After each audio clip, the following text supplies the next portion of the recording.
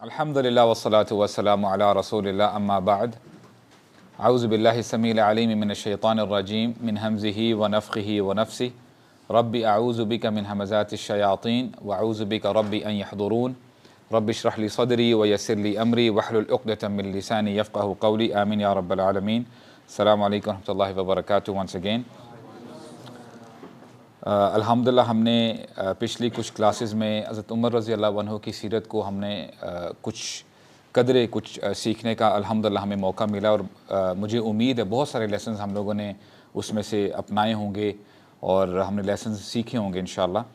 और इसके साथ साथ आज एक और बड़ी ही ज़बरदस्त शख्सियत है, उनके बारे में इंशाअल्लाह हम लोग डिस्कस करेंगे। But before I ask you, मैं पहले नमाज़ पढ़ने का स्टाइल बना लूँ। मुझे बताएं किसके बारे में बात करेंगे आप? Oh, I think you guys already read it. Okay, सुब्हान अल्लाह। तो अल्हम्दुलिल्लाह, इसका मतलब ये है कि अच्छी बात है कि आप लोग अटेंटिव होते हैं, एटलीस्ट उस्ताद को देख रहे होते हैं। It's good. तो अल्हम्दुलिल्लाह आज हम उम्मत के तीसरे खलीफा जो उस्मान बिन अफ़्फ़ान रज़ी अल्लाह अन्हु के नाम से हम उनको जानते हैं। सुब्हान अल्लाह, ब्यूटीफुल पर्सनालिटी।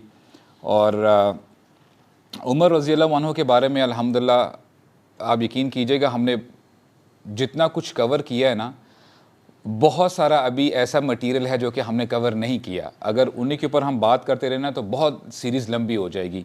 तो I had to cut short. मुझे कुछ ना कुछ जो है चीज़ें छोड़नी पड़ी, उसमें पड़ी थी, इसलिए कि ताकि हम जो है ना इस सिलसिले को आगे लेके जाएं। और वैसे पॉसिबल भी नहीं होता कि इतनी ज़्यादा मज़ीद डिटेल्स में जाया जाए। तो इंशाल्लाह आपको कुछ ना कुछ आइडिया और अंदाज़ा हो गया होगा कि अल्हम्दुलिल्लाह कि उमर रज़ी अल्लाह अन्हु की कैसी, सुब्हान अल्लाह, what a personality he had. और माइकल एच हार्ट हैं, वो ऑथर हैं, उन्होंने the 100 influential people of the world, उनके बारे में एक बुक लिखी है जिसमें उन्होंने नबी करीम सल्लल्लाहु अलैहि वसल्लम को टॉप पे रखा है। और उसी लिस्ट में टॉप 100 में उन्होंने उमर रज़ी अल्लाह अन्हु को भी शामिल किया है। And as per his list वो 52nd पे आते हैं, 52 नंबर पे आते हैं। लेकिन अल्हम्दुलिल्लाह वो तो चलो उनकी लिस्ट है, हमारी लिस्ट में उमर रज़ी अल्लाह अन्हु नबी करीम सल्लल्लाहु अलैहि वसल्लम के बाद 2nd पे आते हैं अल्हम्दुलिल्लाह। नंबर 1 पे अबू बकर हैं रज़ी अल्लाह अन्हु और 2nd पे उमर रज़ी अल्लाह अन्हु आते हैं। तो आज हम तीसरे खलीफा उस्मान बिन अफ़्फ़ान रज़ी अल्लाह अन्हु उनके बारे में अल्हम्दुलिल्लाह कुछ ना कुछ सीखते हैं, लर्न करते हैं। फ़र्स्ट एंड फॉरमोस्ट अल्हम्दुलिल्लाह हम लोग इनकी लीनियज, जो इनकी कुन्नियत है और इनका क्या फैमिली बैकग्राउंड है, उसके बारे में अल्हम्दुलिल्लाह हम जानने की कोशिश करते हैं। And I want you guys, as always I requested you before early as well, कि आप ना नोट्स इंशाल्लाह बनाते रहा करें। ये आपके लिए बड़ा अच्छा होता है, अच्छा हो जाएगा, क्योंकि we are living in times where we don't hear about these people as often। हम इनके बारे में ना सुनते हैं, ना जानते हैं ये लोग क्यों। यानी इस्लाम की जब बात आती है, अल्लाह सुब्हानहू व तआला ने अपनी किताब में कितनी ज़बरदस्त इनको जो लेबल दिया गया है ना सहाबा इकराम को, वो क्या है? रज़ियल्लाहु अन्हुम व रदू अन। यानी सुब्हान अल्लाह, what a label it is कि रज़ियल्लाहु अन्हुम, अल्लाह ताला इनसे राज़ी हो चुका है, वरदू अन, और वो भी अल्लाह ताला से राज़ी हो चुके हैं। What a beautiful connection. तो जो यानी ऐसा शख्स हो या ऐसे लोग हों जिनसे अल्लाह सुब्हानहू व तआला राज़ी हैं, क्या हमारा हक़ नहीं बनता कि हम देखें तो सही कि क्या वजूहात थी, व्हाट वर द रीज़न कि अल्लाह सुब्हानहू व तआला क़यामत तक के आने वाले लोगों को ये बता रहे हैं कि मैं इन लोगों से राज़ी हो गया हूँ। तो हमारा हक़ बनता है कि हम इन लोगों के बारे में सुने, पढ़ें, और अगर हम पढ़ेंगे, सुनेंगे, तभी हम अपनी ज़िंदगियों को बेहतर बना सकेंगे। अदरवाइज़ वही बात आती है कि will be in the darkness as we are now. हम अभी भी, हमें कुछ पता नहीं है कि हम कहाँ पे जा रहे हैं। और सो टू से जो हम फॉर एग्ज़ाम्पल अपनी स्क्रीन्स में देखते हैं, टीवी मूवीज़ में देखते हैं। The other day I met one of my friend. होता क्या है कि जब इस तरह की शख्सियत हमारे सामने नहीं ना होती, फिर कोई भी लेटेस्ट मूवी आएगी, कोई लेटेस्ट ड्रामा आएगा, वहाँ पे जो भी एक्टर एक्ट्रेस होगी ना, you will admire that person कि यार उस बंदे ने क्या ज़बरदस्त एक्टिंग की है, क्या ज़बरदस्त रोल मॉडल है। तो बात ये आती है कि वो these are actors, but these people they were real life heroes. इन्होंने करके दिखाया है।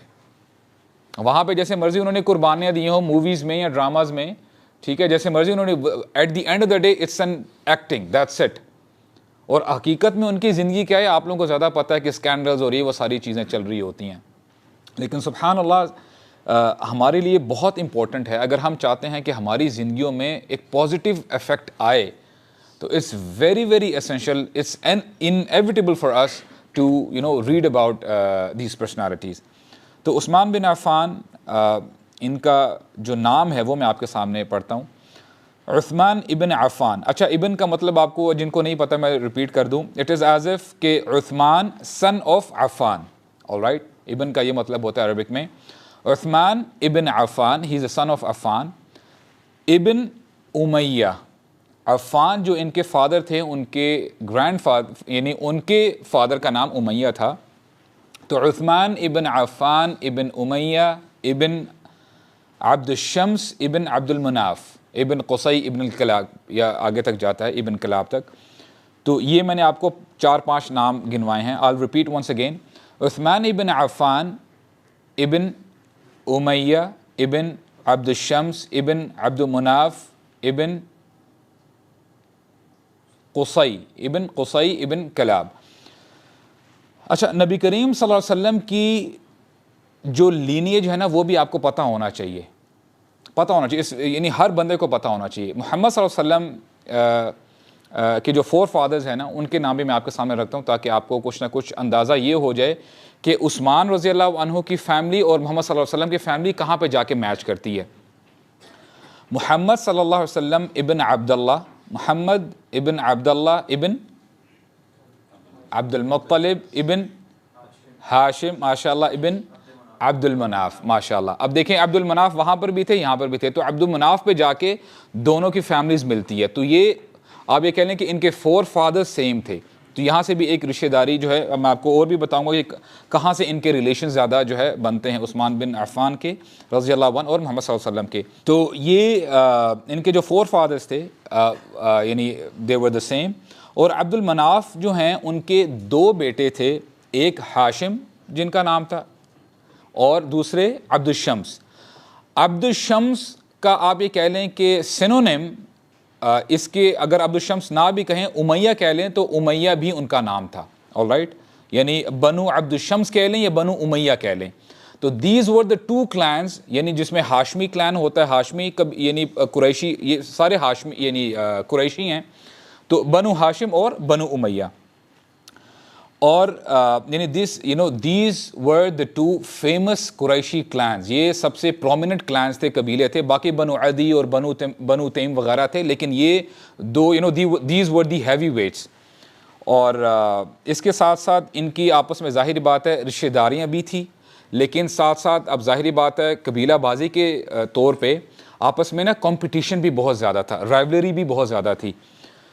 और बनु उमैया का एक सरदार जो कि बड़ा मशहूर है, आप जानते हैं कौन है वो,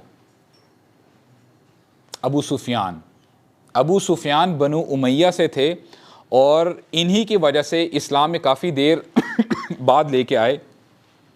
बदर का होना भी आप समझ लें कि अबू सुफियान का इसमें हाथ था रज़ी अल्लाह अन्हु, यानी बदर में भी, फिर उहद में भी, फिर अहज़ाब में भी।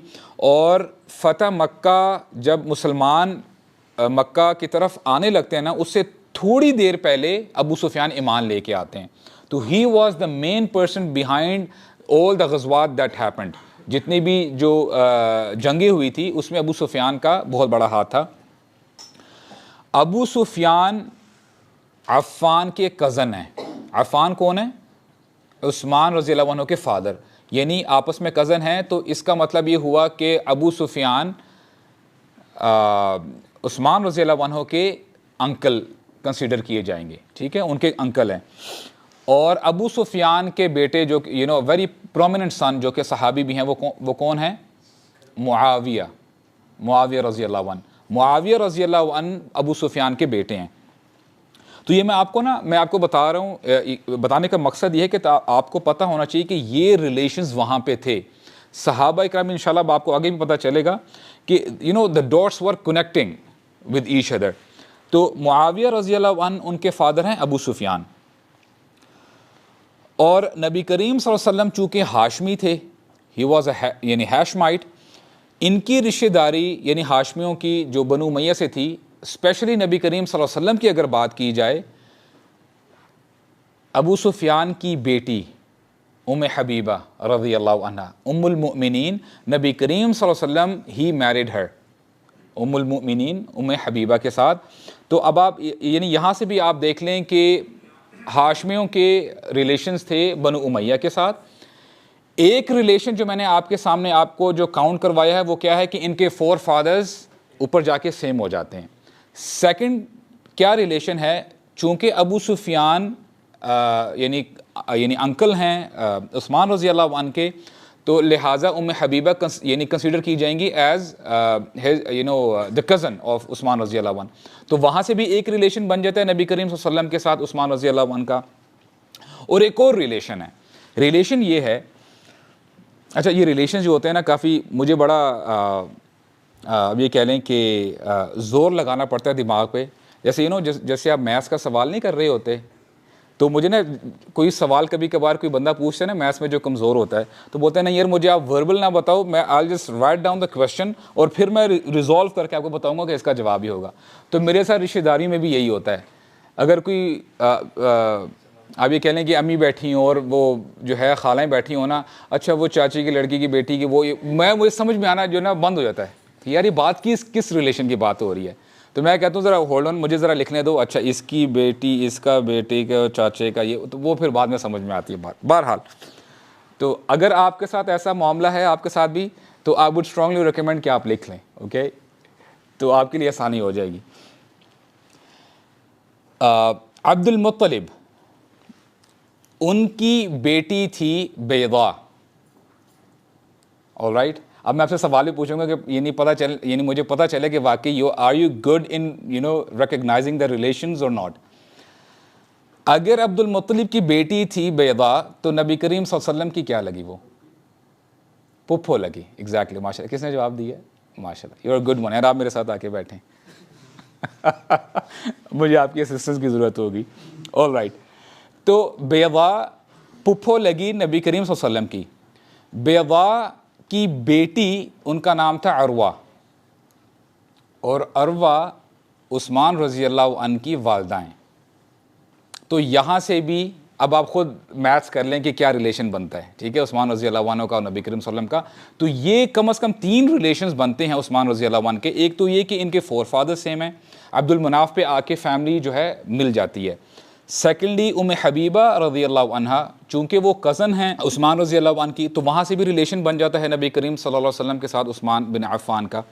और थर्ड ये हैं कि उरवा जो कि मदर हैं उस्मान रज़ी अल्लाह अन्हु की, उरवा की जो मदर हैं Baida, and she is the daughter of Abdul Muttalib. और अब्दुल मुत्तलिब आपको पता है he is the grandfather of नबी करीम सल्लल्लाहु अलैहि वसल्लम। तो यहाँ से जो है ये रिलेशन सारे बनते हैं। ऑलराइट, ये तो थी अब ये कह लें कि जो रिलेशन बनता है उस्मान बिन अफ़्फ़ान का। उसके बाद जब हम लीनिएज की बात करें ना, नसब की, तो लीनिएज के हवाले से सबसे ज़्यादा करीब 4 खुलफा में से कौन सा ज़्यादा खलीफा ज़्यादा करीब है नबी करीम सल्लल्लाहु अलैहि वसल्लम के? हज़रत अली रज़ी अल्लाह अन्हु, माशाअल्लाह, हज़रत अली हैं, क्योंकि वो डायरेक्ट चचा के बेटे हैं। हज़रत अली रज़ी अल्लाह अन्हु वो सबसे ज़्यादा करीब हैं। सेकंड जो सबसे ज़्यादा करीब हैं दैट इज़ उस्मान रज़ी अल्लाह अन्हु। थर्ड में फिर अबू बकर आते हैं रज़ी अल्लाह अन्हु, और उसके बाद फोर्थ में उमर रज़ी अल्लाह अन्हु आते हैं। और दौर जाहिलियत में, अच्छा दौर जाहिलियत का क्या मतलब है मुझे बता सकते हैं जी?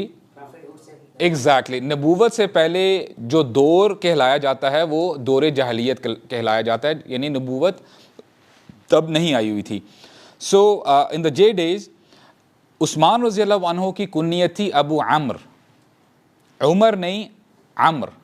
और जो अरबिक लिखना जानते हैं ना अमूमन, या आपने कभी कोई अगर लिटरेचर पढ़ा है तो आपको एक लफ्ज़ मिलेगा जहाँ पे आइन मीम रा ही होगा, लेकिन एंड में आपको वाव मिलेगा।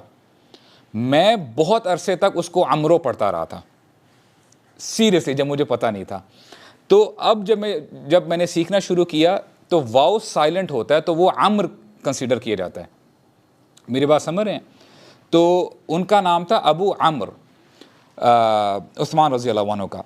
फिर हुआ क्या कि नबी करीम सल्लल्लाहु अलैहि वसल्लम ने रुक़ैया रज़ियल्लाहु अन्हा, जो कि बेटी हैं किनकी, मोहम्मद सल्लल्लाहु अलैहि वसल्लम की बेटी हैं, उनकी शादी करवाई उस्मान रज़ियल्लाहु अन्हु से, और जो औलाद हुई थी the first son, the only son basically, उनका नाम था अब्दुल्ला।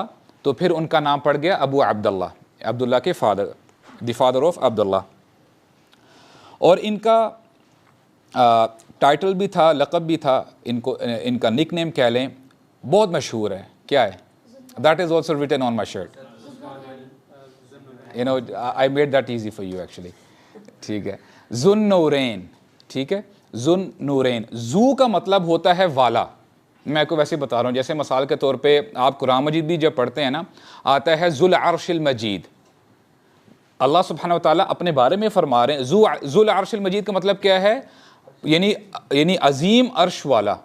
ऑलराइट, तो ज़ुन्नूरैन, दी पोजेसर ऑफ टू लाइट्स, दो नूर वाला। और उनको ये लक़ब क्यों मिला था? Because he is the only सहाबी who got an opportunity to marry two daughters of Mohammad सल्लल्लाहु अलैहि वसल्लम। जब एक बेटी नबी करीम सल्लल्लाहु अलैहि वसल्लम की फ़ौत हो गई थी, then he gave Umme Kulthum you know in the hands of Usman रज़ियल्लाहु अन्हु। तो यहाँ से उनका नाम जो है, जो उनका निक नेम था, टाइटल था, वो ज़ुन्नूरैन भी हमें मिलता है नरेशन में। अब थोड़ी बहुत उनकी फ़िज़िकल अपीयरेंस की बात कर लेते हैं। He had an average height, एक नॉर्मल हाइट थी, ना इतने लंबे थे, ना इतने टॉल, ना इतने छोटे थे, एन एवरेज हाइट। और relatively as compare to Umar रज़ियल्लाहु अन्हु, he was thin, he was यानी स्मार्ट थे उस्मान रज़ियल्लाहु अन्हु, and he had a heavy beard, यानी घनी दाढ़ी थी उनकी। और नरेशंस बताती हैं he had a beautiful nose, यानी उनकी जो बनावट थी ना, वो बड़ी, I mean it was very, he was very handsome. और उनके बाल लंबे थे, और as usual in those days जो मर्द हजरात थे वो बाल अपने लंबे ही रखा करते थे। और मुझे इत्तेफाक हुआ कि I don't know whether I have shared this story with you guys और नॉट, कि बैक इन ओमान हमें ना एक प्रोजेक्ट मिला था, कुछ वो बाउंड्री वॉल वगैरह करनी थी बिटवीन सऊदी अरेबिया और ओमान का ना, बहुत बड़ा प्रोजेक्ट था। तो हुआ क्या कि चूँकि वो बॉर्डर की साइड पे था, और वहाँ पे आप कभी आपको टाइम मिले ना तो सर्च कीजिएगा, वहाँ पे सहरा है, डेजर्ट है, विद द नेम ऑफ रब अल खाली। रब कहते हैं क्वार्टर, 1/4 रब अल खाली, द एम्प्टी क्वार्टर। तो वहाँ पे you know it is famous to be known as the harshest desert of the world.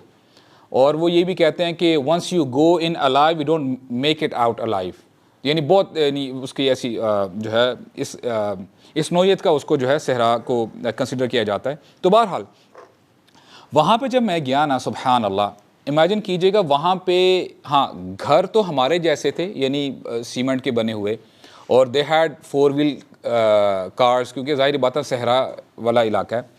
लेकिन जो उनकी बनावट थी ना, when I saw those people, सुबहान अल्लाह, वहाँ के छोटे छोटे बच्चे भी जो है ना, आप ये कह लेंगे 7-8 साल के, they had very long hairs, और इतने टफ थे वो लोग। हालांकि इतनी सख्त गर्मी होती है, कोई जूती नहीं पहनी हुई, और नंगे पाँव घूम रहे हैं, भाग रहे हैं, खेल रहे हैं। हम लोग अगर आप कह लें कि 5 सेकंड भी उसके ऊपर अगर आप अपने पाँव रखेंगे ना बेयर फुट, हमें छाले निकल आएंगे। और क्योंकि मुझे याद है कि बैक इन शारजा मैं कुछ 2-3 महीने की जो छुट्टियाँ होती हैं गर्मियों की, समर वेकेशंस के लिए, तो मैं गया कुछ ना कुछ कुरान हिफ्ज़ करने के लिए। तो वहाँ पे अरबिक मदरसा टाइप था। तो ये जो टार रोड नहीं होता, जो ब्लैक टॉप रोड होता है, तो वहाँ पे अरबी लोग फुटबॉल के शौकीन होते हैं, शुदाई होते हैं, ये खेलते रहते हैं। उनको नहीं पता मौसम ठंडा है, गर्म है, जैसा मर्जी है, तो वो बग़ैर वो जो है शूज़ वगैरह के खेल रहे हैं। तो मैंने बोला ये खेल रहे हैं, मैं भी खेलता हूँ। तो मैंने जब अपने शूज़ उतारे ना, मैं यकीन करो जैसे बंदा वो यू नो कार्टून्स में आपको नज़र आता है, जैसे वो टॉम नहीं ऐसे उछल उछल के चल रहा होता, वो प्रॉपर पाँव नहीं नीचे रख सकता, मेरा ये हाल हो रहा था। और यकीन करो जब मैं घर गया ना, मुझे छाले पड़े हुए थे, लेकिन वो लोग सुभान अल्लाह मस्त होकर खेलते जा रहे हैं। तो व्हाट आई मीन टू से, मुझे ना वो ऐसा महसूस हो रहा था कि मैं आई एम 1400 साल पहले चला गया हूँ। सुभान अल्लाह, वही अरबी, और उनका मिजाज ऊँट ही ऊँट नज़र आ रहे हैं, और नीचे मिट्टी पे बैठे हुए हैं, और सुभान अल्लाह। तो यानी कहने का मकसद ये है कि they use to have long hairs, और उनके बाल जो है ना कान के पीछे वो जो है ऐसे फिर अपने कान के पीछे बाल जो है वो रखा करते थे। और he had light brown complexion Usman रज़ी अल्लाह अन्हु की, और उनकी एज थी 80 years. He was the age of 80 years. और हमने देखा था कि अबू बकर रज़ी अल्लाह अन्हु की क्या एज थी व्हेन ही पास्ड अवे, 63 माशाल्लाह। और उमर रज़ी अल्लाह अन्हु की क्या एज थी, ही वॉज ऑल्सो 63। और इसके साथ साथ नबी करीम सल्लल्लाहु अलैहि वसल्लम की भी age 63 when he passed away. लेकिन उस्मान रज़ी अल्लाह अन्हु इनकी उम्र 80 साल थी। ही लिव्ड फॉर 80 गुड ईयर्स अल्हम्दुलिल्लाह। अच्छा, हुआ क्या था कि इस्लाम मक्का में आने से पहले, यानी जब नबी करीम सल्लल्लाहु अलैहि वसल्लम को नबूवत आने से पहले, रुक़ैया और उम्मे कुलसूम जो कि बेटियां हैं नबी करीम सल्लल्लाहु अलैहि वसल्लम की, उनकी बातचीत चली हुई थी अबू लहब के बेटों के साथ कि दे वर प्रॉमिस्ड कि जो है इनका आपस में रिश्ता होगा। अबू लहब के बेटे उतबा और उतैबा, बड़ा उतबा था और छोटा उतैबा था, और इसी तरह रुक़ैया बड़ी बेटी थी और उम्मे कुलसूम, तो इसी तरह उनका ना रिश्ते यानी बात पक्की हुई हुई थी। लेकिन जैसे ही नबूवत नबी करीम सल्लल्लाहु अलैहि वसल्लम पे नबूवत आई और उन्होंने जब दावत देना शुरू कर दिया, तो हुआ क्या, आपको पता है कि अबू लहब, अबू जहल वगैरह उन्होंने कितने जुल्म किए और क्या हालात थे। तो अबू लहब ने व्हाट ही डिड वाज, उन्होंने कहा कि अब तुम्हारी मेरी कोई रिश्तेदारी नहीं है, अब जो हमारी जो बेटियों की और हमारे बेटों की जो आपस में जो हमने बात पक्की की हुई थी वो भी अब कैंसिल हो चुकी है। और हालांकि एक ये बहुत बड़ा, ये आप समझ लें कि अरबिक में कहते हैं ऐब, यानी ये ऐब कंसिडर किया जाता है कि एक तो कबीलाबाजी भी थी और कोई लेजिटिमेट कोई उज़र भी नहीं था कि क्या वजह है कि ये रिश्तेदारी ख़त्म की जा रही है। तो ये एक बहुत बड़ा अपनी तरफ से उसने कहा कि अच्छा मैं अगर ये काम करूँगा ना तो नबी करीम सल्लल्लाहु अलैहि वसल्लम की माअज़ल्लाह बेइज़्ज़ती भी होगी और सारे जो है सोसाइटी वाले कहेंगे कि कोई ना कोई तो मसला हुआ है और ये वो इस किस्म की चीज़ें। तो और जनरली भी अगर आप देखें कि in our society as well, अगर बग़ैर किसी उज़र के रिश्ता तोड़ दिया जाए तो ये भी बड़ा बुरा कंसिडर किया जाता है। तो ये फिर जो है अबू लहब ने ऐसा किया था। तो हुआ क्या कि जैसे ही अबू लहब ने रिश्ता तोड़ा ना, तो सुब्हान अल्लाह, अल्लाह सुब्हाना व तआला ने करम किया उस्मान रज़ी अल्लाह अन्हो पे। वो ये कि नबी करीम सल्लल्लाहु अलैहि वसल्लम ने शादी अपनी रुक़ैया रज़ी अल्लाह अन्हा की करवा दी उस्मान रज़ी अल्लाह अन्हो के साथ। तो हुआ क्या कि जब शादी होती है रुक़ैया रज़ी अल्लाह अन्हा की उस्मान रज़ी अल्लाह अन्हो के साथ, उनका बेटा अब्दुल्ला ही इज़ बॉर्न। और आपको पता है जब जुल्म ज़्यादा बढ़ जाता है मक्का में और वहाँ पे रहना बड़ा मुश्किल हो जाता है, तो नबी करीम सल्लल्लाहु अलैहि वसल्लम हुक्म देते हैं मुसलमानों को कि जिसकी बर्दाश्त से बात बाहर हो रही है ना, हिजरत करने की इजाज़त है। और पहले हिजरत कहाँ पे हुक्म दिया गया था, कहाँ पे जा सकते हैं, हबशा, एबिसीनिया। तो फिर उस्मान रज़ी अल्लाह अन्हु को जब ये पता चला कि ये भी सिचुएशन पैदा हो गई है, तो he was the first couple, यानी वो और उनकी वाइफ, वो उन्होंने हिजरत की और हबशा में चले गए। और अब्दुल्ला जो उनके बेटे हैं, ही वॉज बोर्न इन एबिसीनिया, वो हबशा में उनकी पैदाइश हुई थी। By the way his age was 6 when he died. सुब्हान अल्लाह, वो भी एक आप ये कह लें कि एक सैड स्टोरी है कि अब्दुल्ला को एक किसी डिफरेंट नरेशंस हैं कि किसी क्या कहते हैं मुर्गी ने या किसी मुर्गे ने किसी बर्ड ने पैक किया था आई में, यानी चूंझ मारी थी, जिसकी वजह से इन्फेक्शन हो गया था और इन्फेक्शन बढ़ते बढ़ते जिसकी वजह से उनकी जो है डेथ हो गई थी। रुक़ैया रज़ी अल्लाह अन्हा, she passes away on the day of Badr. ये मैं आपको ना अभी ब्रीफ बता रहा हूँ, इंशाल्लाह डिटेल्स में हम आगे जाके बात करेंगे। रुक़ैया रज़ी अल्लाह अन्हा बदर के दिन ही फौत होती हैं और उस वक्त अब्दुल्ला जो इनके बेटे हैं उनकी उम्र सिर्फ 3 साल होती है। इमेजिन करें कि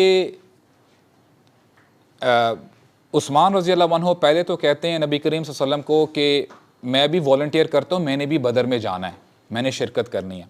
लेकिन नबी करीम सल्लल्लाहु अलैहि वसल्लम ख़ुद उनको रोकते हैं, कहते हैं कि रुक़ैया की तबीयत ठीक नहीं है तो आप उनके साथ ही रहो, उनका ख्याल रखो।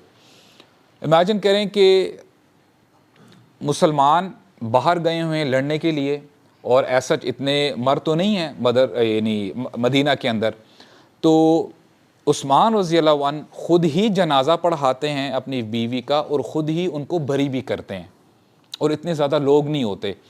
और जब वो उनको दफन करके आ रहे होते हैं ना, तो वहाँ पे ज़ैद बिन हारसा रज़ियल्लाहु अन्हु वो शोर मचाते हुए और अल्लाहु अकबर कहते हुए खुशी से कहते हैं कि बदर में मुसलमानों को जीत हो गई है। और यहाँ पे सुब्हान अल्लाह उस्मान रज़ियल्लाहु अन्हु आ रहे होते हैं और उनके साथ जो भी मामला होता है, तो ये उनको न्यूज़ मिलती है। यहाँ पे वो गमगीन होते हैं उस्मान रज़ियल्लाहु अन्हु, लेकिन वहाँ पे उनको एक गुड न्यूज़ भी मिलती है कि मुसलमान बदर में जीत गए हैं।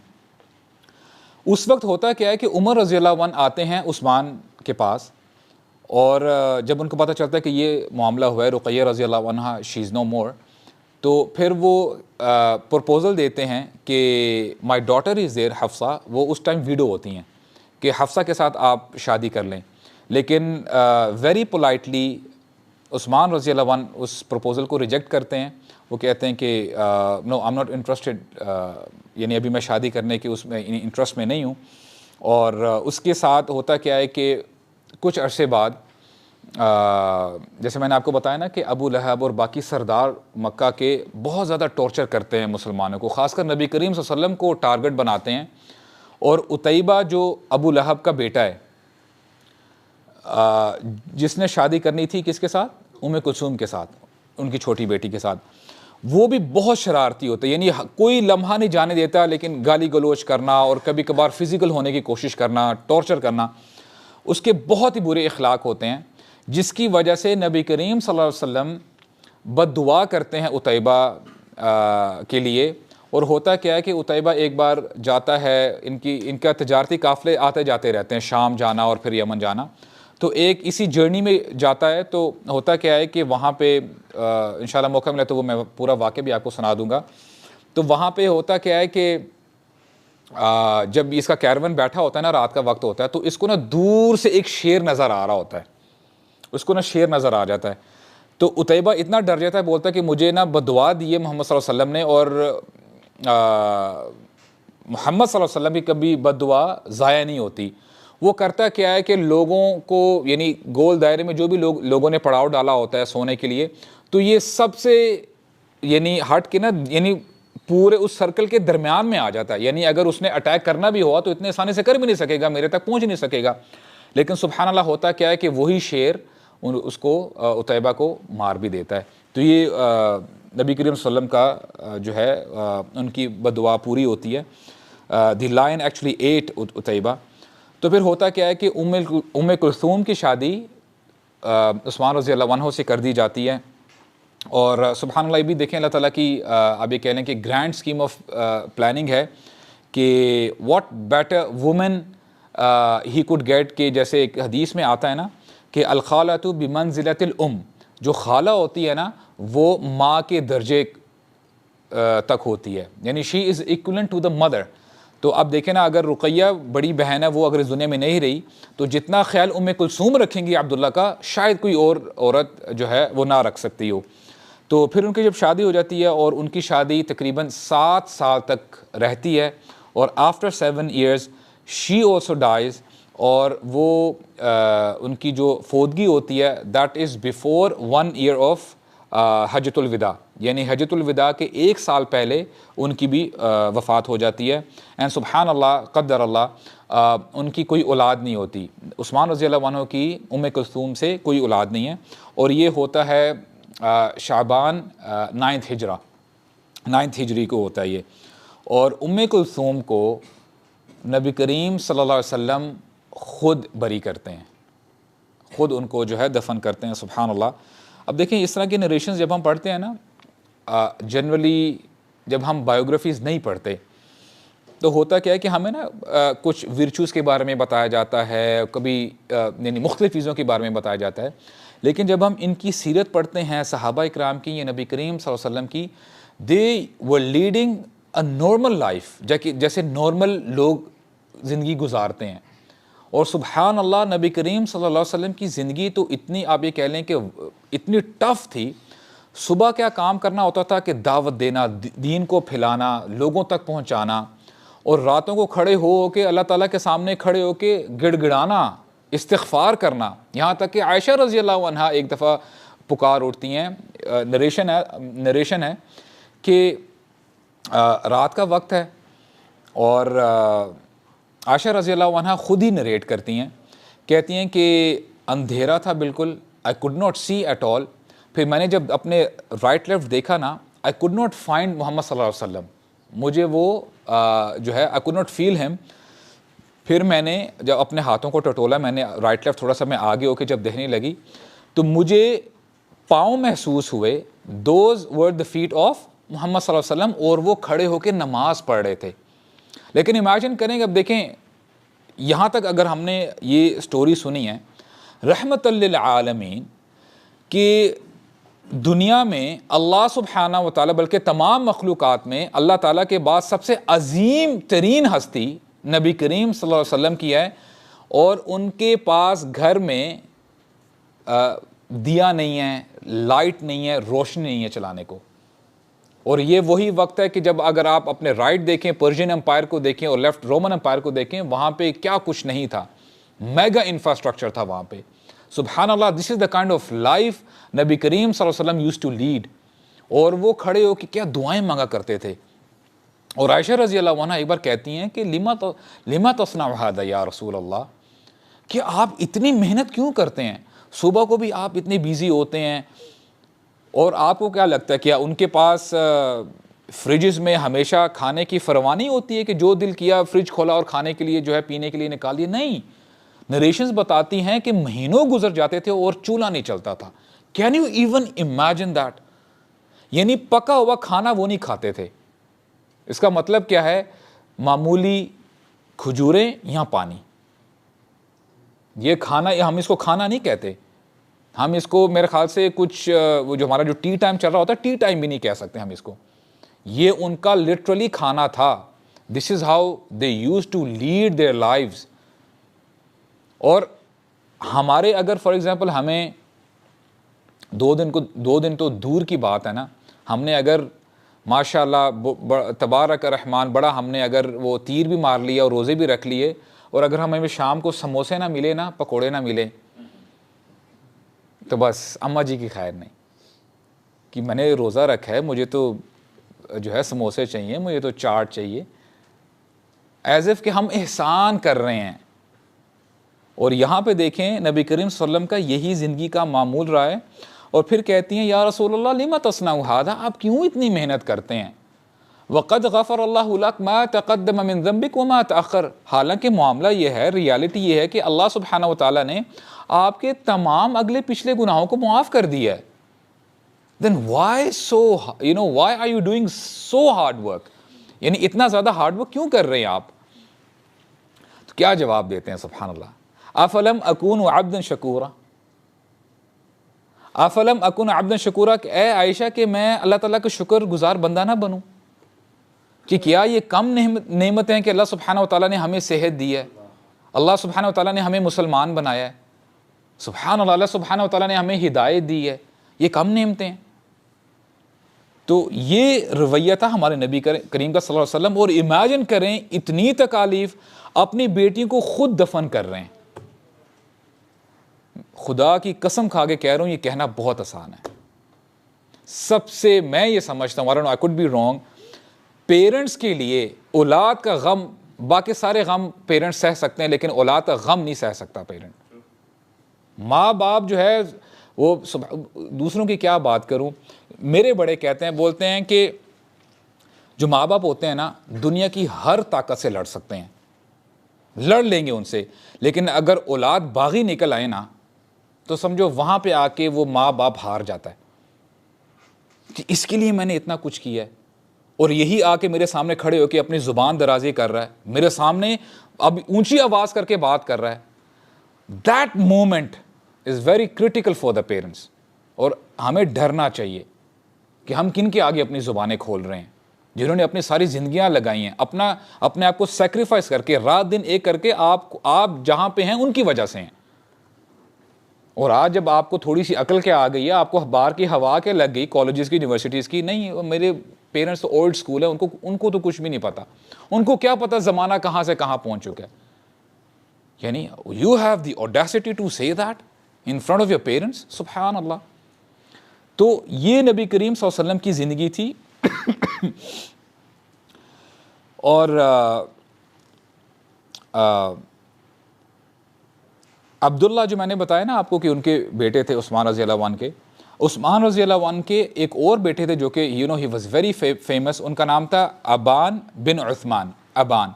और ये ताबीई हैं, ठीक है, ये ताबीई हैं। Why is he famous? Because in ताबी, जब ताबियों की बात होती है ना, he was one of the famous scholars, और यानी बहुत मशहूर स्कॉलर हैं, आलिम हैं। फेमस क्यों हैं? क्योंकि इन्होंने, ही is the first person who wrote the book of सीरा, यानी नबी करीम सल्लल्लाहु अलैहि वसल्लम की सीरत के ऊपर इन्होंने सबसे पहले किताब लिखी थी, जो कि लिखी गई थी एट द टाइम ऑफ, जब बनु उमैया का दौर था ना, सुलेमान बिन अब्दुल मलिक जो कि खलीफा थे उस वक्त, और यानी बनु उमैया के खलीफा थे। इनके बाद आते हैं उमर बिन अब्दुल अजीज़ रहमहुल्लाह। तो इन्होंने वो सीरत की बुक लिखी थी, और that was written around the year 80 to 85 after हिजरा, यानी हिजरत के 80 या 85 साल के बाद लिखी गई थी, और बड़ी मशहूर किताब थी अपने ज़माने में। और इब्न इसहाक जो कि आज भी उनकी जो सीरत की किताब है बड़ी मारूफ कंसिडर की जाती है।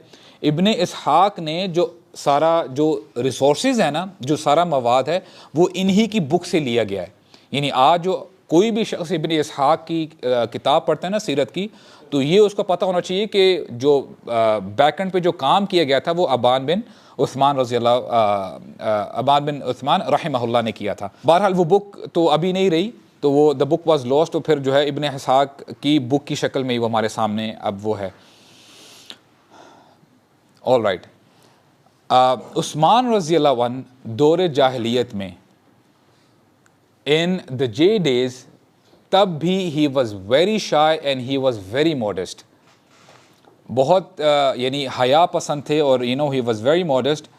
और यही वजह है कि बहुत अरसे तक इनकी शादी भी नहीं हुई थी, बिकॉज ऑफ हिज शाइनेस, अपनी हया की वजह से। और नरेशंस हमें बताती हैं कि इन्होंने उस ज़माने में भी कभी शराब को हाथ नहीं लगाया था। He was never involve in the vulgar entertainment, जैसे नाच गाना हो गया, कुछ इस किस्म की जो है चीज़ें होगी, कभी भी उन चीज़ों का हिस्सा नहीं बने थे। और कभी भी इन्होंने अपनी ज़िंदगी में शिरक नहीं किया। सुबहान अल्लाह, you know he has you know the pure soul. और हमें ये बात पता चलती है कि अबू बकर रज़ी अल्लाह अन्हु भी यू नो दौर जहलियत में उन्होंने भी इस किस्म के काम नहीं किए थे। और इनकी शादी, आपको ताजुब होगा, तकरीबन 34-35 साल के हो गए थे और इन्होंने शादी नहीं की थी। और मेन वजह यही थी कि ही वॉज़ वेरी शाय। यहाँ तक कि नबी करीम सल्लल्लाहु अलैहि वसल्लम ने पुश किया था कि मैं आपकी शादी करवाता हूँ अपनी बेटी रुकैया के साथ, तब जाके उस्मान रज़ी अल्लाह अन्हु ने इनिशिएटिव लिया और फिर शादी की थी। इसके साथ साथ he was a very sharp businessman, he was very wealthy. आप ये कह लें कि he was considered as of you know one of the elites of Quraysh. पूरे मक्का में he was considered one of the elites.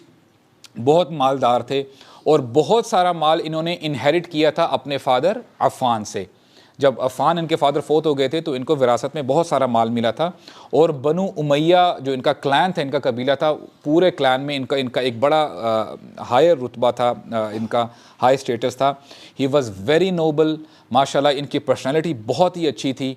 यहाँ तक कि ही was very young as well, he was handsome, कि पूरे मक्का वालों की नज़र में आप ये कह लें उनकी आँखों का तारा थे ये।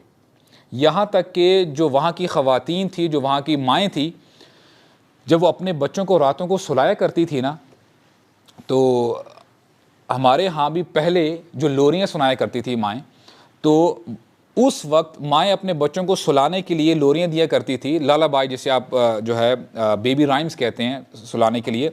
तो कहती थी उहिब्बुका वर्रहमान हुब्ब कुरैशिन लि उस्मान, कि मैं तुझसे मोहब्बत करती हूँ, अपने बच्चे से कहती थी, मैं तुझसे मोहब्बत करती, रहमान की कसम मैं तुझसे मोहब्बत करती हूँ वैसे ही जैसे कुरैश उस्मान से मोहब्बत करते हैं। तो this is the kind of status he had in Mecca, उनका इतना जो है स्टेटस था। और यहाँ पे ना बात समझने की ये आती है कि सुबहान अल्लाह, अमूमन ना ऑन अ साइड नोट मैं आपको बताऊँ जब बंदा जवान होता है ना, फॉर एग्ज़ाम्पल बंदा अपने कॉलेज में है, यूनिवर्सिटीज़ में है या अपने हाई स्कूल में है, तो होता क्या है कि बंदे के ऊपर एक ऐसा वक्त भी आता है कि एक तरफ से शैतान भी अपनी तरफ खींचने की कोशिश करता है, और दूसरी तरफ पे सुभान अल्लाह जो बंदे के अंदर ईमान होता है ना, वो उसको रोकने की कोशिश भी कर रहा होता है कि नहीं, ये काम अच्छा नहीं है। लेकिन जब वो स्टूडेंट, चाहे वो लड़का हो या लड़की हो, जब वो अपने राइट लेफ़्ट देखता है ना, अपने दोस्तों को देखता है, तो होता क्या है कि इट्स एन ओपन सीक्रेट ये है कि कहता है कि यार ये मेरा दोस्त इतना शरारती है, ये तो नमाज़ें भी नहीं पढ़ता और आवारागर्दी करता रहता है, और देखो इसके पास तो गर्लफ्रेंड्स भी हैं, मेरे पास तो फ्रेंड भी नहीं है, गर्लफ्रेंड तो दूर की बात है। ऑलराइट, और सारा आप ये कह लें कि जो कहते हैं ना खाना ख़राब किया हुआ है, वो मूवीज़ ने किया हुआ है, ड्रामाज, मूवीज़। उसमें जो सेंटर थीम होती है ना कि बेटा तूने मरना नहीं जब तक तुझे इश्क ना हो, यानी इश्क के बगैर, और सारे गाने भी इसके ऊपर चल रहे होते हैं, सारे काम।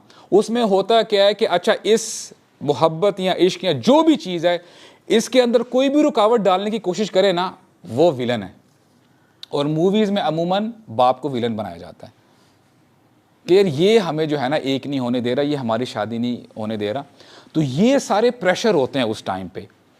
और सुभान अल्लाह, बहुत दफ़ा ऐसे होता है, अल्लाह ताला की ख़ास रहमत है कि बंदे का एक तरफ शैतान जो है अपनी तरफ जब खींचने की कोशिश करता है ना कि दूसरे भी तो कर रहे हैं, ये तो एक नॉर्म है, कोई इसमें तो it's not a big deal, तुम भी ऐसे कर सकते हो।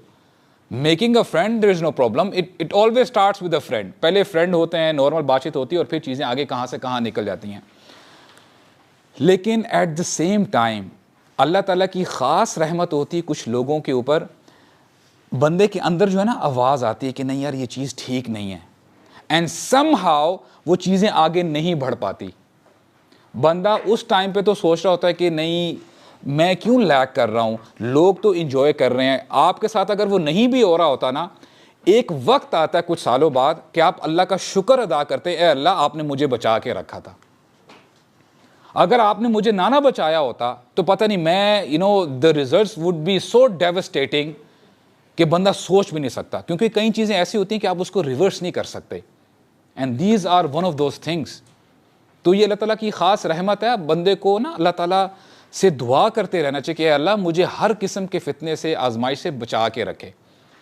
और इसके साथ साथ एक और पॉइंट में, it's a very important point, और ख़ासकर आप माशाल्लाह यंगस्टर्स बैठे हैं, सबसे बड़ा इशू यंगस्टर्स जो बताते हैं ना, one of the biggest issue, कि हमारी शादी नहीं हो रही। ऑलराइट, ये इशू है कि नहीं? हमारे एक दोस्त हैं, वो मुझे नज़र नहीं आ रहे, आपके भाई एक्चुअली ये उनके लिए मैं टॉपिक छेड़ रहा हूँ। ऑलराइट, तो होता क्या है कि हर बंदा जो है ना अपने माइंड पे सोच होता है कि मेरी शादी क्यों नहीं हो रही। लेकिन honestly speaking, beside making a joke, देखिए हमने देखना ये है कि अगर तो किसी लड़के का या किसी लड़की का लाइफस्टाइल कुछ ऐसा है कि बड़ा लेज़ी है, यहाँ तक कि फॉर एग्ज़ाम्पल अगर मैं किसी लड़की की बात करूँ, वालिदा ने कह दिया कि बेटा जाके दूध दही तो ले आओ, अंडे जाके ले आओ, वो जो है लेटा रहता है, कोई काम करता नहीं है, और उसकी फ़िज़िकल अपीयरेंस भी माशाल्लाह, चेन पहनी हुई है, बालियाँ पहनी हुई हैं, और वो मुर्गों, आई डोंट नो क्या उसको स्टाइल कहते हैं, मुर्गों की तरह बाल ऊपर किए हुए हैं। ऑलराइट, और पूरी जेल वेल लगा के, और फिर कहता है यो मामा, और ऐसे अगर ऐसे करके बात करेगा, और फिर एंड में आके अगर अपने फादर को कहे कि पापा मेरी शादी करवा दें, तो व्हाट डू यू एक्सपेक्ट? जूती ही पड़ेंगे ना। तो मेक योर सेल्फ प्रेजेंटेबल, अपने इखलाक के ऊपर काम करें, अपने कैरेक्टर के ऊपर काम करें, यहां तक कि आपके पेरेंट्स कहेंगे यार माशाल्लाह आवर सन इज रिस्पॉन्सिबल। ये जो छोटे मोटे काम है, यहां से बात पता चलती है कि आपका कैरेक्टर कैसा है। अपने फादर के यानी उनका हाथ बटाएं उनके काम में। अगर वो घर से यानी घर से गए हुए हैं, काफ़ी जो है सुबह के गए हुए हैं काफ़ी टाइम से, जब वो घर आ रहे हैं उनको वेलकम करें, उनके यकीन करें। You know what you have to do is, उनको आने से पहले उनके खुद सॉक्स उतारें, उनके शूज़ उतारें, उनके पाँव को दुबाएं, उनके आने से पानी का गिलास उनके सामने रखें। बाबा do you need anything else?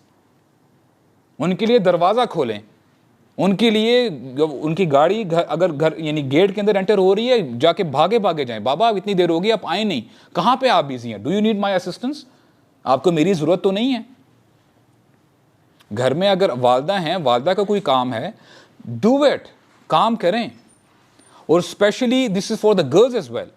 हमारे यहाँ होता क्या है कि हाँ बच्चियाँ करती क्या हैं, लड़कियाँ ठीक है दोस्तों के साथ तो चिट चैट चलती रहती है, हल्की सी आवाज़ आ जाए जो है मामा की किचन से कि बेटा ये मेरा काम कर दो, मामा मैं पढ़ रही हूँ, आई एम बिज़ी। अब मामा बेचारी उसको तो पता है कि ये कर क्या रही है, लेकिन नहीं, you know who are we making fools, किसको हम बेवकूफ़ बना रहे हैं? तो अपने आप को रिस्पॉन्सिबल बनाएं ताकि आपके पेरेंट्स ये कहें कि वाकई मेरा बच्चा इस काबिल हो गया है कि जो है ये जिम्मेदारी उठा सके। क्योंकि अगर आपका लाइफस्टाइल सिर्फ सोना है, खाना पीना है, आवारा गर्दी है, तो फिर आपके पेरेंट्स बिल्कुल सही करते हैं आपकी शादी नहीं करवाते। उसकी वजह यह है क्योंकि उनको पता है कि अब जब तुम अपना ख्याल नहीं रख पा रहे तो अगर एक और शख्स आ जाएगा तुमने तो उसकी ज़िंदगी भी तबाह कर देनी है। और it is you know very essential for the young sisters as well कि वो कम अज़ कम अपनी वालदा के साथ हाथ बटाने की जब बात आती है, खाना पकाएं उनके साथ कि मामा आज आप आराम करें, I will cook the food for the family, आज मैं खाना पकाती हूँ। क्योंकि एक बात नोट कर लें आप, माँ बाप की दुआ बच्चों को लगती है, चाहे वो दुआ हो या बद्दुआ हो, ये नोट रखिएगा आप, इट रियली मैटर्स। और आप यकीन करें अगर आपका वाकई कैरेक्टर, आपके इखलाक, आपके मैनर्स अच्छे हैं ना, पेरेंट्स भी अगर रियलाइज़ करते हैं थोड़ा बहुत, आप यकीन करें आपको जो आसपास के मोहल्ले वाले हैं ना, यानी जो पड़ोसी हैं, वो आपके घर में आएंगे और आपके माँ बाप से कहेंगे कि जी आपकी घर में बेटी है, आपके घर में बेटा है, हम अपना जो है प्रपोज़ल भेजना चाहते हैं। तो माँ बाप को भी पता चलेगा कि यार वाकई आवर सन और our daughter is capable now. तो ये it all depends upon you, ये आपके ऊपर डिपेंड करता है कि आप वाकई अपने आप को इतना कैपेबल बनाते हैं, अपने आप को इतना रिस्पॉन्सिबल बनाते हैं कि नहीं बनाते। हाँ, अगर तो यही करना है कि रात के 2 बजे हों, CD-70 के सिलेंडर फटा हो और आप घर में गैंग करके आ रहे हो, पड़ोसियों ने तो फिर जूतियाँ ही मारनी है कि यार इनको कब से इनसे जान छूटेगी हमारी। यू गॉट माई पॉइंट और नॉट? तो this is how it is. बहरहाल दोबारा टॉपिक की तरफ आते हैं। तो होता क्या है कि अब जब मैंने आपको बता दिया ना कि उस्मान रज़ियल्लाहु अन्हु ही had a very pure heart, और इन्होंने दौर जहलियत से पहले भी कोई ऐसा काम नहीं किया जो कि आप ये कह लें एक होती है बात यानी इंसानियत इन अ सेंस के, जैसे अगर आप अल्कोहल की बात करें या आप कोई ऐसी फहाशी की बात करें, बेहयाई की बात करें, तो ये एक ऐसी चीज़ है कि किसी भी मज़हब का आदमी होना वो कहेगा यार दिस इज़ नॉट गुड, ये अच्छी चीज़ नहीं है। आप चाहे उस चीज़ में इस्लाम लेके आएँ या ना लेके आएँ, तो इंसान के अंदर फितरत होती है, कल्ब सलीम होता है। तो उस्मान रज़ियल्लाहु अन्हु ने कुछ जो है नाशिर्क जो है किया होता है in those days. That is the reason जैसे ही उनको इस्लाम के बारे में पता चलता है, he immediately accepts it as if he was waiting for it. और जब नरेशंस पढ़ते हैं हम लोग, किताबें पढ़ते हैं, तो हमें पता ही चलता है कि he was the 4th one to accept Islam. Number 1 Abu Bakr, ठीक है, मैं इन्हीं बंदों की बात करूँ, इन एडल्ट्स अबू बकर हैं, उसके बाद बच्चों में हज़रत अली हैं रज़ियल्लाहु अन्हु, और ज़ैद बिन हारसा हैं। अच्छा, ये जो मैंने 3 बंदे जो आपको गिनवाए हैं ना, ये नबी करीम सल्लल्लाहु अलैहि वसल्लम की फ़ैमिली के इनर सर्कल के बंदे हैं। तो स्कॉलर्स कहते हैं कि नबी करीम सल्लल्लाहु अलैहि वसल्लम के जो इमीडिएट इनर सर्कल के बाहर उस्मान रज़ियल्लाहु अन्हु he is the first one to accept Islam. तो उस्मान रज़ियल्लाहु अन्हु generally he is the 4th person to accept Islam, और नबी करीम सल्लल्लाहु अलैहि वसल्लम की इमीडिएट सर्कल से बाहर अगर आप निकलें तो he becomes the first person to accept Islam. और ये इस्लाम लेके आते हैं अबू बकर रज़ियल्लाहु अन्हु की तबलीग से। वो जब अबू बकर जब ख़ुद इस्लाम लेके आते हैं तो इमीडिएटली ही स्टार्ट्स प्रीचिंग, इस्लाम की दावत देना शुरू कर देते हैं। यहाँ पे एक और बहुत ज़बरदस्त पॉइंट है हमारे लिए समझने के लिए।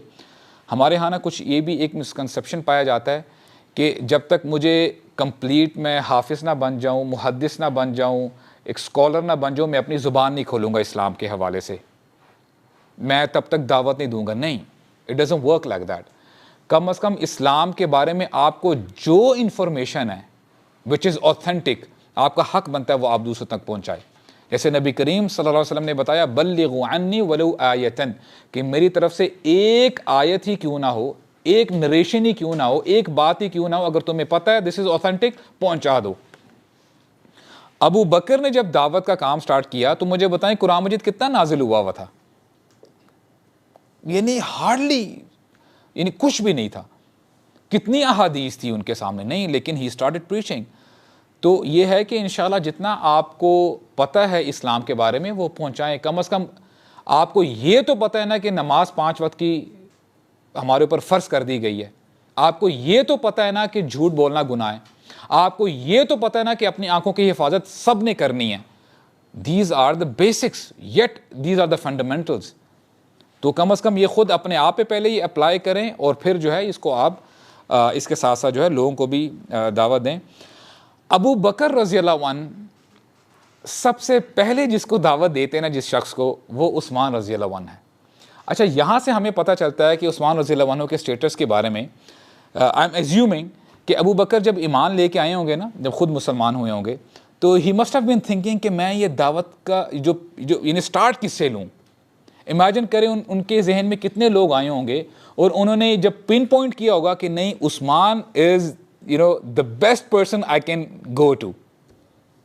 तो इसीलिए तमाम लोगों को साइड पे करके सबसे पहले उस्मान रज़ियल्लाहु अन्हु के पास जाते हैं। यहाँ से भी पता चलता है कि उस्मान रज़ियल्लाहु अन्हु का कैरेक्टर कैसा था, कि अबू बकर को पता था कि उस्मान रज़ियल्लाहु अन्हु भी, इन्होंने अपनी सारी ज़िंदगी जो है बड़ी साफ तरीके से गुजारी है और कभी भी अपने आप को डिविएट होने नहीं दिया।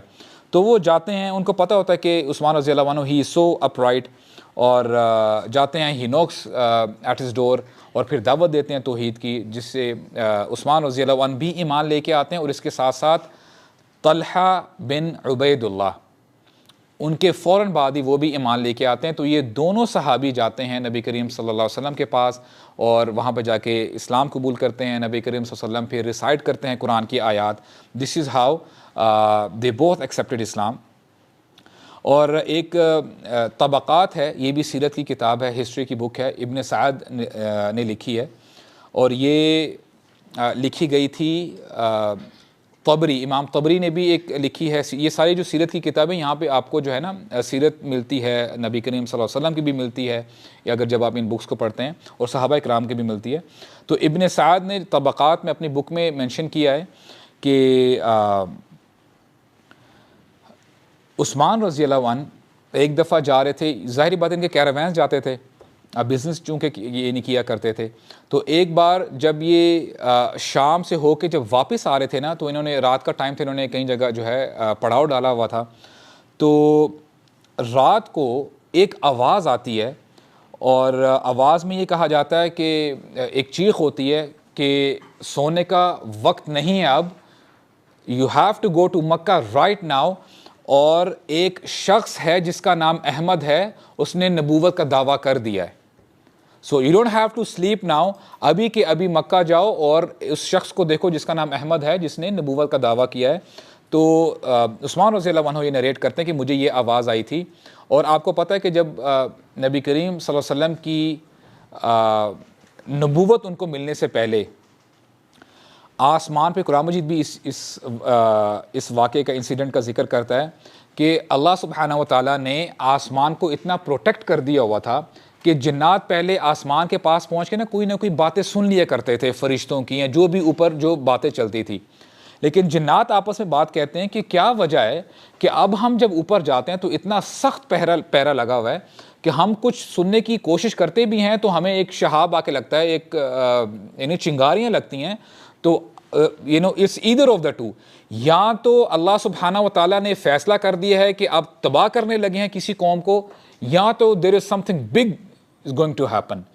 तो ज़ाहिर बात है जब नबी करीम सल्लल्लाहु अलैहि वसल्लम उनकी नबूवत का पता चल जाता है मक्का वालों को, तो जिन्नात को भी पता चल जाता है अच्छा कि ये थी बिग स्टोरी जिसकी वजह से इतना पहरा था आसमानों पे। तो this might be an indication कि कोई जिन है वो आके जब उस्मान रज़ी अल्लाह अन्हु जहाँ पे इन्होंने पड़ाव डाला होता है तो वो आके ऊंची आवाज़ में कहता है कि एक शख्स आया है जिसने नबूवत का दावा किया है। तो ये भी उस्मान रज़ी अल्लाह अन्हु इंसिडेंट नरेट करते हैं कि ये भी एक मेरे साथ इंसिडेंट हुआ था जिससे मुझे जो है एक इशारा मिल गया था कि नबी करीम सल्लल्लाहु अलैहि वसल्लम ने ही बिकेम अ नबी, उन्होंने नबूवत का दावा कर दिया है। ऑल राइट, उस्मान रज़ी अल्लाह अन्हु चूँकि ही वॉज़ वेरी वेल्दी और ऊपर से जैसे मैंने आपको बताया ना अपने इखलाक की वजह से, कैरेक्टर की वजह से सारे लोग बड़ी मोहब्बत किया करते थे उस्मान रज़ी अल्लाह अन्हु से। यही वजह है जब ये इस्लाम लेके आते हैं ना तो हमें इतनी नरेशंस मिलती नहीं है कि इनके साथ कोई फ़िज़िकल टॉर्चर दिया हो या कुछ और इनके साथ जो है यानी इनको जो है टॉर्चर किया हो। अलबत्ता एक हमें इंसिडेंट मिलता है कि इनके अंकल हैं, हिज नेम इज़ हकम बिन अबिल आस, ये इनके चचा हैं, इनके अंकल हैं।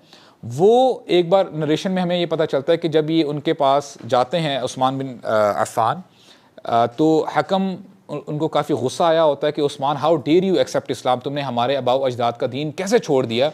तो वो उस्मान रज़ी अल्लाह अन्हु को बांध देते हैं और बांध के काफ़ी देर तक उनको जो है भूखा प्यासा रखते हैं।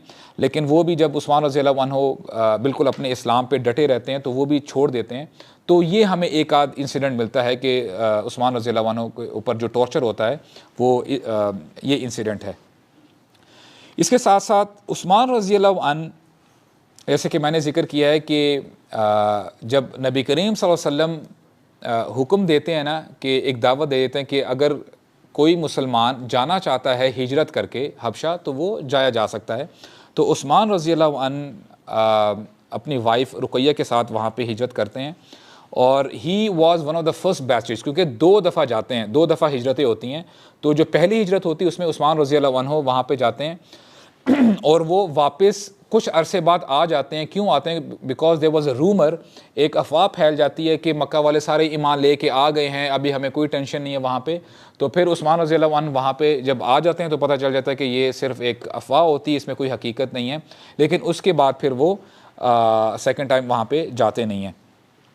एक वीक नरेशन है वो भी मैं आपके सामने रख देता हूँ, जिसमें नबी करीम सल्लल्लाहु अलैहि वसल्लम दुआ करते हैं उस्मान रज़ी अल्लाह अन्हु के लिए, बल्कि उनकी पूरी फैमिली, उस्मान रज़ी अल्लाह अन्हु और रुक़ैया के लिए, कि his family is the first one, ये उनकी पहली फैमिली है कि जिन्होंने माइग्रेट किया है एज़ अ फैमिली आफ्टर लूत अलैहिस्सलाम, कि लूत अलैहिस्सलाम की फैमिली, वो अपनी फैमिली के साथ उन्होंने भी माइग्रेट किया था जब वहाँ पे अज़ाब आ गया था। और ये उनके बाद उस्मान रज़ी अल्लाह अन्हु की is the first family after लूत अलैहिस्सलाम जिन्होंने हिजरत की है। और उसके बाद आई थिंक यहाँ पे हम इक्तफ़ा करते हैं, क्योंकि आगे जो है एक नरेशन है, उसमें हमें टाइम लग जाएगा, नमाज का भी टाइम है। तो will take some questions if you guys have. सुब्हानकल्लाहुम्मा व बिहम्दिका अशहदु अल्ला इलाहा इल्ला अंता अस्तगफिरुका व अतूबु इलैक व बारकल्लाहु फ़ीकुम।